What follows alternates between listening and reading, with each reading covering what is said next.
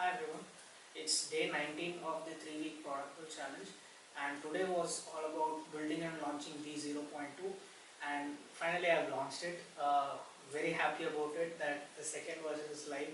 I was feeling very bad yesterday that I couldn't launch the second version, but combining both the features that I had planned for yesterday and today, to most extent, almost 80 to 90%, I've consolidated whatever I could do today, and I completed it and I've launched it successfully.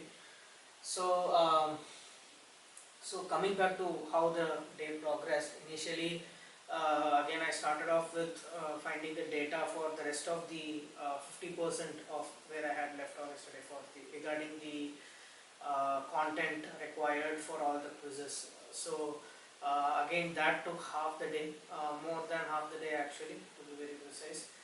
um, Going back and forth, and I started accepting the fact that okay, it is going to take time and I don't have an option.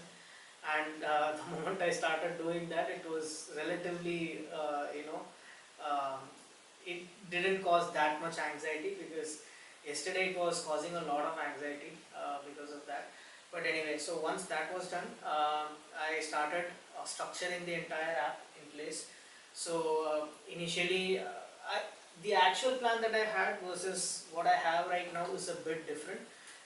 Multiple reasons. One is the fact that initially I had thought of going step by step. You have a discover phase, and then you go inside discover. You have multiple carousels or whatever regarding all the concepts inside that, and then you go inside that. There is a lot more. But I felt that changing the data, the structure of that database accordingly right now is going to be a bit difficult, and there is a little bit of tech debt because of that. But I'm ready to accept that, given the fact that I wanted to make it live today at any cost. I didn't want to barge out from that. So because of that particular fact, I was ready to accept some tech debt, but I've included all the features that I wanted to include in the app. So basically, now what you can do is you will have a big carousel. I'm not sure if you are able to see the screen from there, but you have a big carousel under. You have 4 different topics. You have discover, define, develop, and deliver. And inside all of that, you have a huge carousel. You have a search button at the top and all of that. And you, for separate, for each particular phase, you have a see all button, which again takes it to the entire in-depth concept of it. So inside a particular screen, which is, let's say, whether it is the market research or whatever screen you have. So initially I had a big explanation about that particular topic, and then a scenario, and then you go to the quiz. But some based on a few feedbacks that I had received from the users of the app, what I have now tried doing is I've checked out the scenario part for now. Rather, what I've tried doing is I've put the option to take a quiz at the top, because that's the end requirement of what I want them to do is, right. I want them to take the quiz, but I was relating everything with UXL. I'm not sure if, I don't think Duolingo has this, but UXL had done this perfectly, wherein if you select a particular concept that you want to test on, it will ask whether you want to read more about it, read the theory part or something, or you can take a quiz. And when you take a quiz, the quiz will entirely be based on the content that is there in that theory section. So you can side by side, based on what you answer, whether you answer right or wrong. Immediately once you answer, you can see the actual reason and the entire theory behind it in the right. The left will be the section where you can actually answer. So I really liked that concept, and I wanted to base my concept more towards that, and this is a step towards that.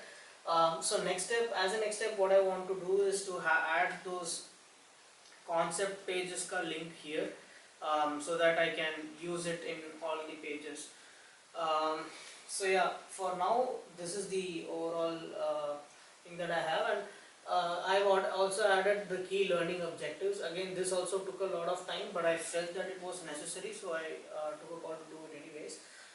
So each of those section, each of those concepts will have 10 key learnings, and all the quizzes will be based on those 10 key learnings, each and every question. So if there are 10 questions inside a quiz, each question will be based on each of these key outcomes.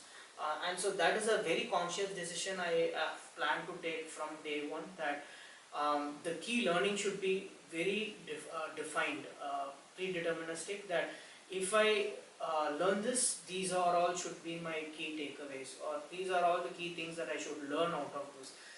Because based on the user interviews that I had conducted, that is one part where most of them were struggling with without having some sort of a structure towards their learning path. And I felt that this will provide their structure, like this will provide the clarity on what I have to learn, so that if they don't learn this, they can still go back, learn it, and then come back and do attend or whatever it is, right? So I felt that would be worth it. So I've added the key learning objectives, and yeah, mostly that's all for today. I thought of adding a form at the end of submitting submit page, but it looks like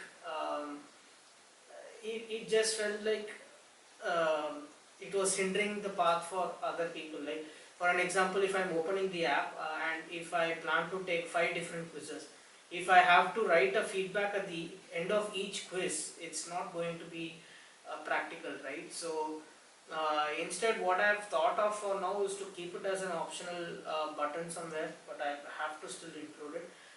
But that has to be done. And second thing that I found out while testing the app is the fact that I found a few bugs wherein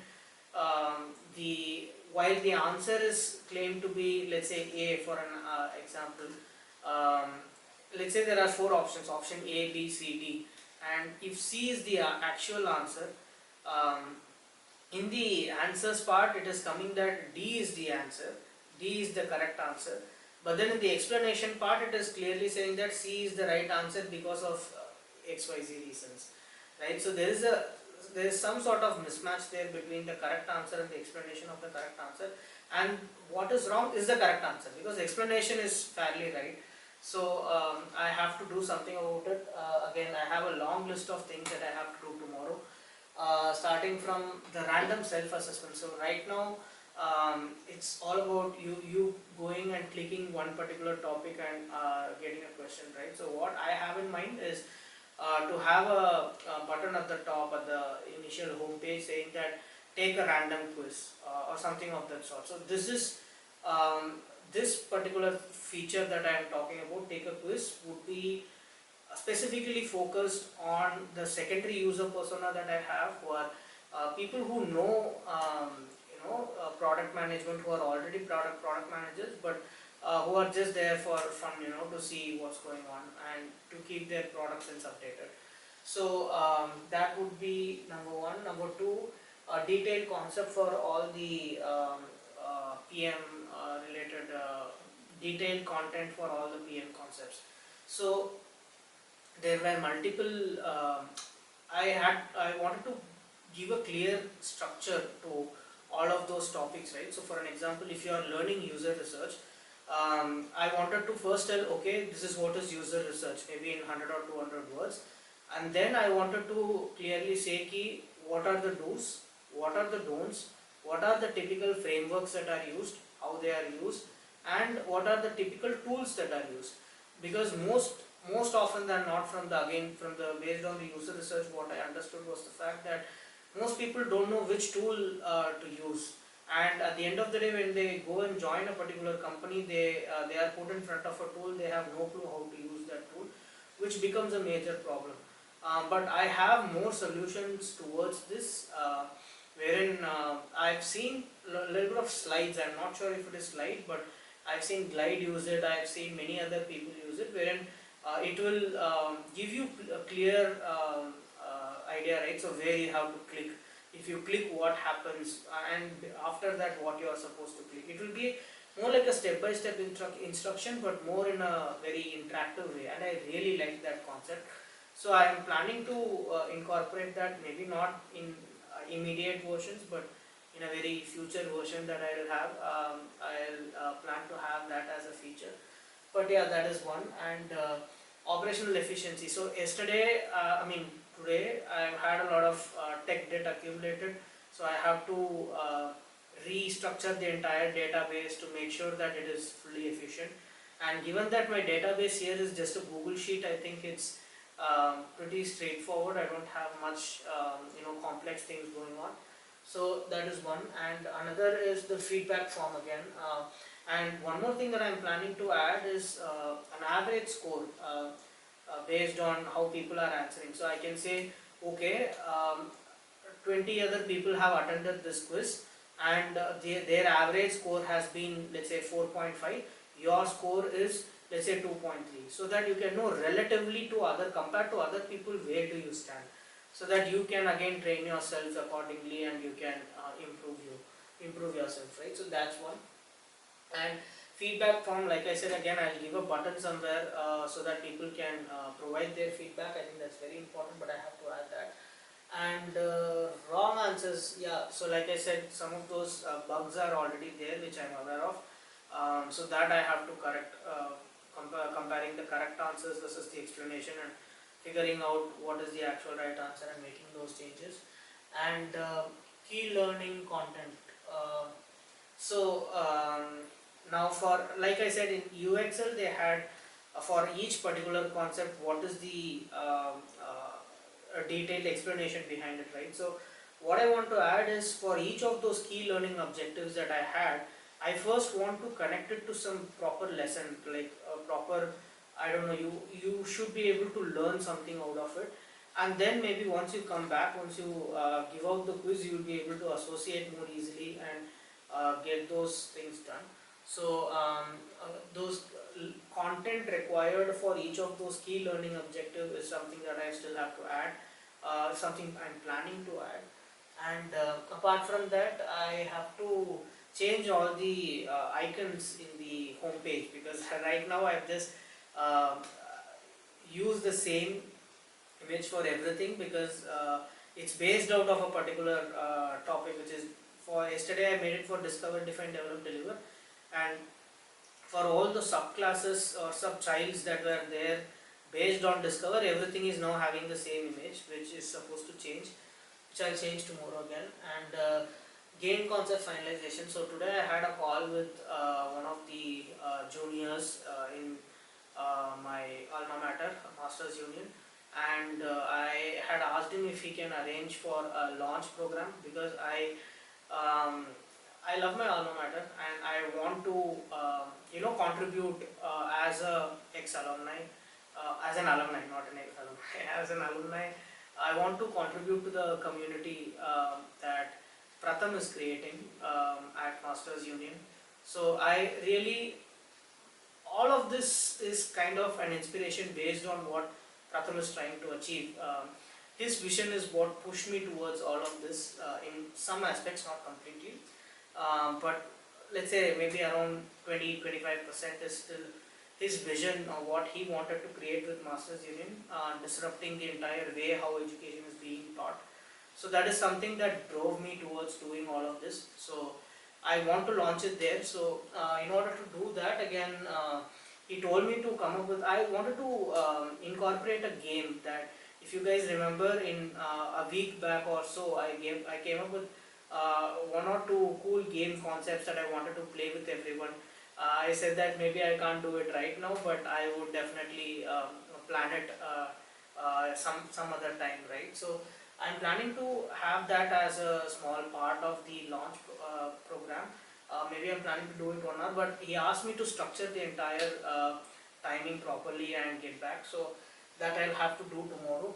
And finally, I'm planning to add a separate section for interview prep, because one thing that came out during the interview from current product managers is the fact that most of them, more than 90% of them said that PM interview skill is different, interview skill is different, PM skill is different, right? Cracking a PM interview might be entirely different from learning that particular skill. So while I'm concentrating more about learning that skill, I also want to have a separate section where people can learn about how to crack PM. There are hundreds of things available in the internet for doing that, but I want to give them again a structured approach to do all of that, right? So because I know that for a fact, okay, if you go about, if you take product interview questions, it's majorly classified around product design questions, guesstimate questions, so on and so forth, right? So there are just 6 or 7 major classifications or umbrella under which each of those questions will be based out of. So I want to give them that sort of a structure so that they can approach things easily.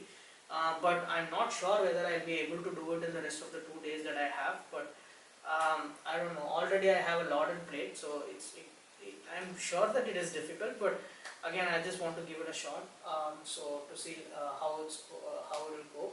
And I want to add a little bit more of all those real life case studies for each of those concepts that are present, so that people can associate things more easily. Again, something which came out of the user interviews. That is one thing which is still lacking, and I'll try to add it somehow one way or the other. So yeah, I think that's it for today. I hope you guys liked it, and please do comment, like, share and subscribe if you guys liked it, and I'll see you guys again tomorrow. Bye bye.